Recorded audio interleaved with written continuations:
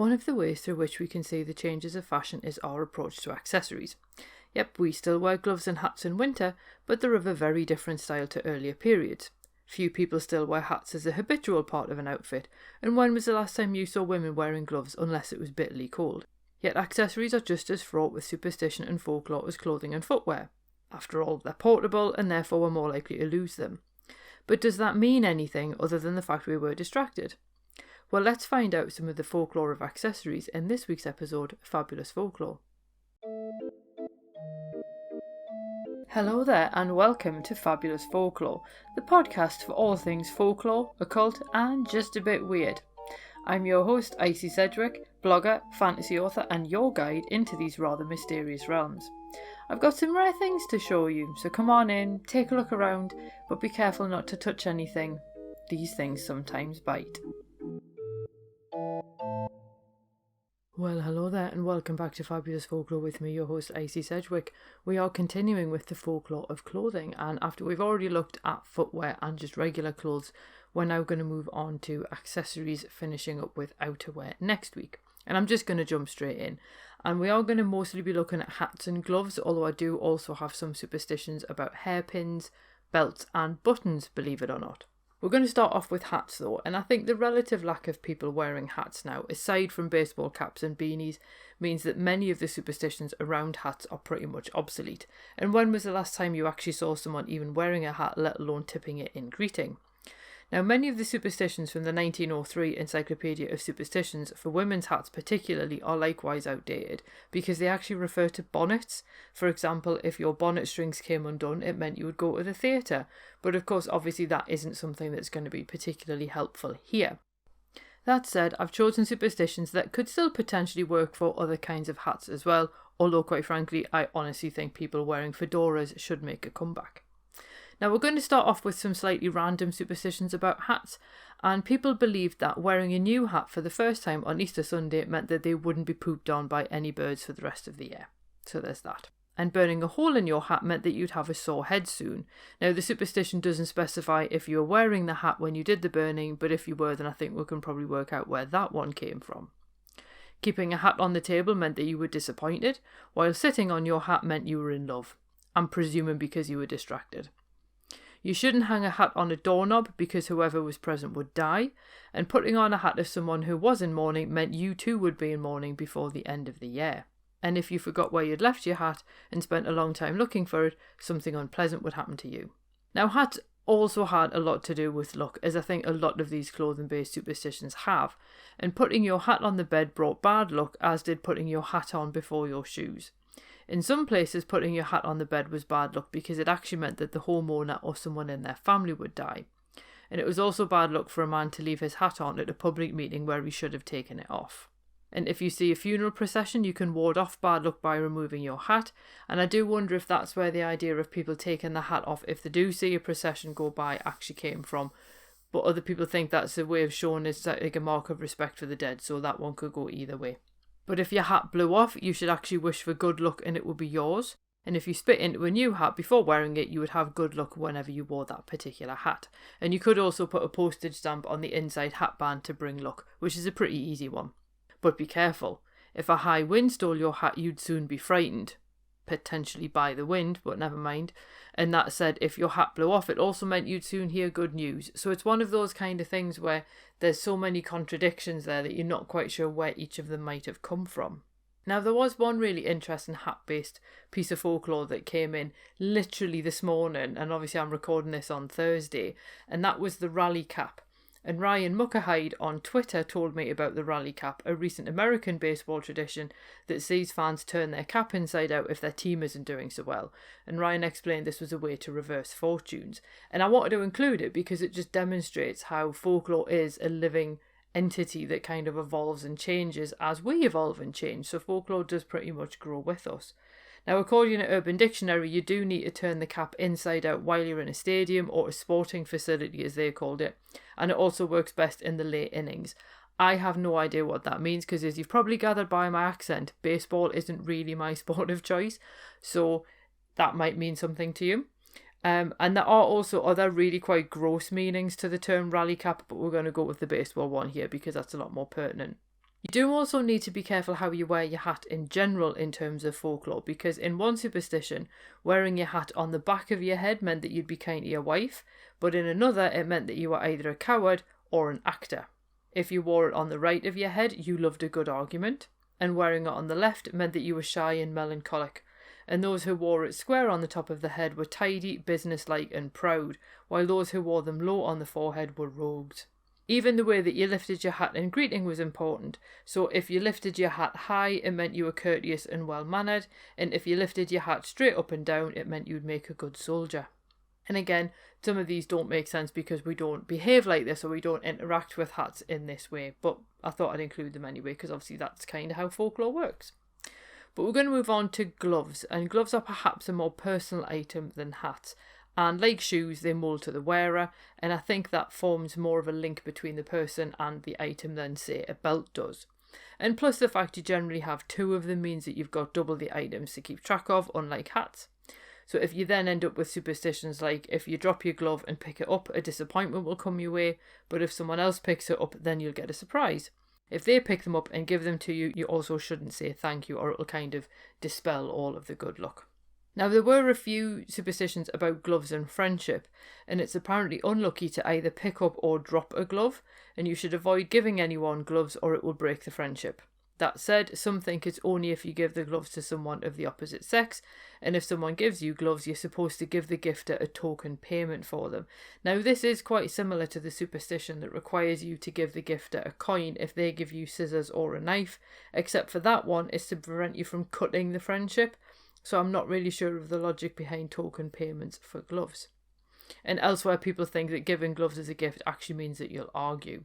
But if you want to cement friendship with someone, you should exchange right gloves with them. Now, people used to give each other gloves as a symbol of faith, which may be where the idea of cementing friendship with them comes from. And we've all seen the films where someone throws down their gloves to challenge them. But it does go further, because if you bit your gloves while looking at someone, it meant you wished them ill. And I really, really want to try that one. And also, if you drop both of your gloves, it apparently means that your lover will meet you soon. Now, it is unclear if that one still works if you drop them on purpose, but I suppose that's a slightly more positive one than some of the other ones. Now, there are obviously death omens involving gloves, because would it be an episode of Fabulous Folklore without some death omens? And if someone leaves a pair of black gloves at your home and you find them, it means someone in your house will die. It's also bad luck to keep the gloves that you wear as a pallbearer. And you should also make sure your mourning gloves are made from cotton, or one funeral will follow another until your house is empty. Now, if you were stretching your gloves for a better fit, you had to be careful they didn't rip, because if they did, it meant that someone wished you ill. And in fact, there was a whole rhyme about tearing a glove. Tear the thumb, you tear for danger, tear the finger, you tear for mirth, tear the hand, you tear for love, but if you wish good luck, don't tear at all. I mean, it's not the most catchy rhyme that we've had here on the podcast, but it does show how much people had an idea about how and where you were tearing your gloves. Ideally, just don't. But somewhat unsurprisingly, there's an entire language involved with what you did with your gloves. Now, this does have its own issues, because if everyone knew what a gesture meant, then anyone looking at you could probably still follow your meaning. And that's probably why twirling your gloves around the fingers meant we are watched. But still, it would be quite interesting to know how popular this was, because if you remember from the Language of Flowers episode, there is some debate about how popular it actually was, and whether it was the kind of thing that people were like, yeah, that sounds cool, but then didn't actually do. Is the language of gloves the same thing? So here's how some of it worked. You could say I love you by dropping both of your gloves. And if you pulled the glove halfway onto your left hand, it meant indifference. But you had to be careful though, because if you had the left glove halfway on but the thumb out, it asked the other person if they loved you. And the same position on the right hand meant kiss me. So you could see how misunderstandings might happen. Striking the glove on the hand meant I am shocked, while biting the tips of the gloves meant I wish to be rid of you. And turning them inside out meant I hate you, and putting the gloves away meant I am vexed. I do kind of feel like some of these we probably could use if we're ever on one of those interminable Teams calls that just seems to go on far too long. You could just sneakily get a pair of gloves there, and you would know what it meant. Now, if you clinched the glove and rolled it up, it meant either yes or no in response to a question. No for the right hand and yes for the left. And indeed, if you struck your glove over your shoulder, it invited another person to follow you. If you struck the chin with them, it meant that you love another.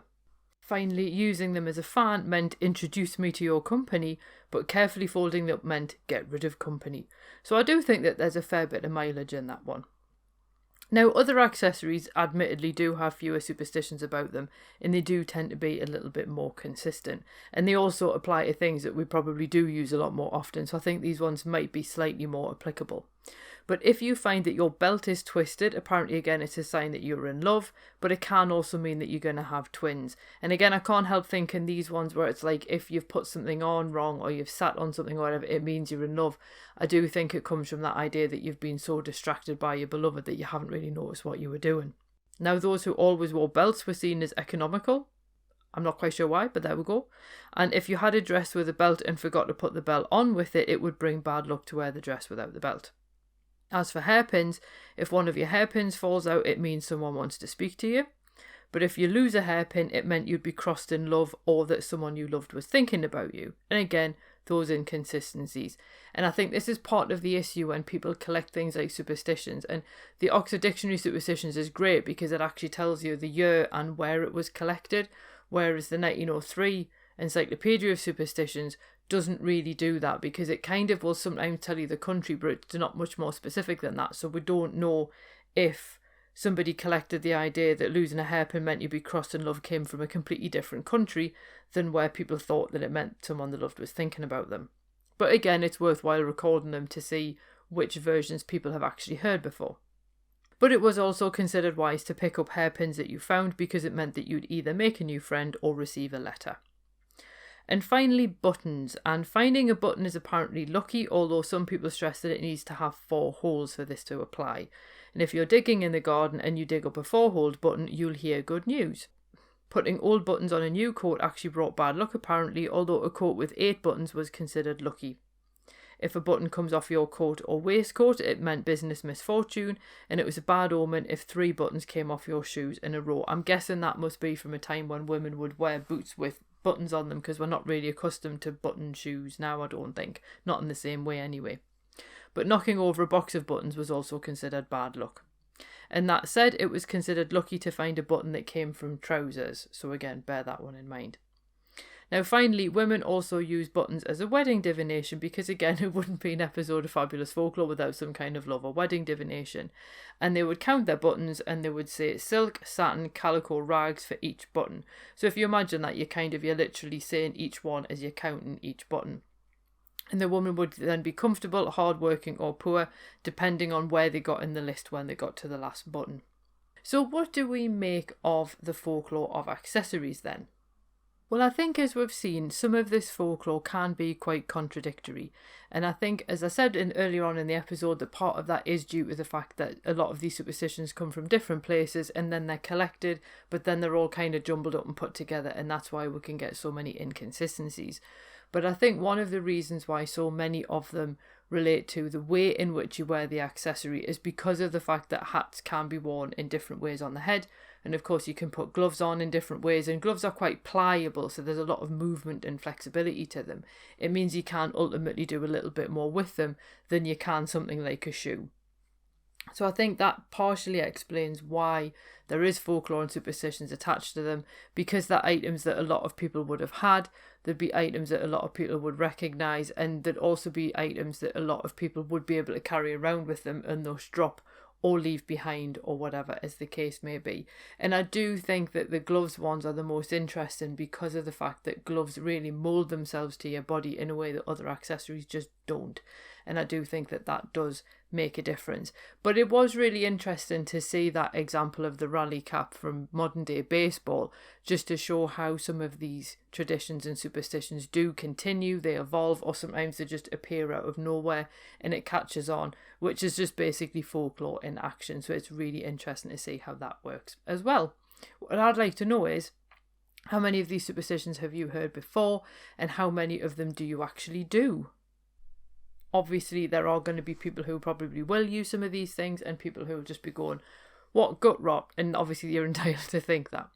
But that is the end of this week's episode. Like I say, next week we're going to have a look at outerwear, so that'll be obviously things like coats and all that kind of jazz. So hopefully you'll find that one interesting as well. If I find that I struggle for content because I haven't even looked at it yet, then I might add underwear as well, because we haven't really covered that, but we'll see how it goes.